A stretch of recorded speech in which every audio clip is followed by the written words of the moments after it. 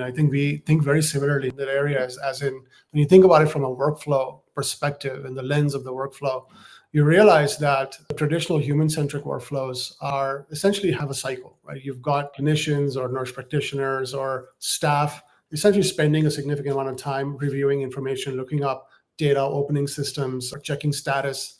And then they move into more of a trying to understand and interpret what that data is telling them, analyzing that, understanding it, and then using that insight to then drive and make a decision. And then essentially the decision then translates into an action. Very similarly, as you talked about, assisting and augmenting essentially is where, from a workflow-driven perspective, where AI agents can play a role, we think of them as reducing the need to actually spend a lot of time looking up that data, opening up those systems, doing the swivel chair.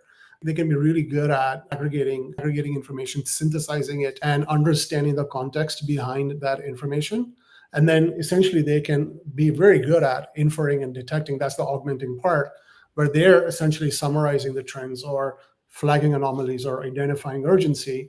And then you can see essentially a human and agent collaboration when it comes to making decisions, because the agent can assist in terms of recommendations that are fact-based and can be presented and can just reduce the time it takes to do that. And we've seen many use cases like that, where things like just the amount of time it takes for a care manager to prepare themselves for a conversation, to prepare themselves for a needs assessment, let's say, with a member or a patient. The preparation time there is significant. Sometimes it's 75 minutes to 120 minutes, because they're spending a lot of that time trying to get that data figured out, trying to understand what the data is telling them, getting them situated in that sort of contextual understanding of what the data is telling them. And the agent can bypass a lot of that. It can help them actually get to that point pretty quickly. So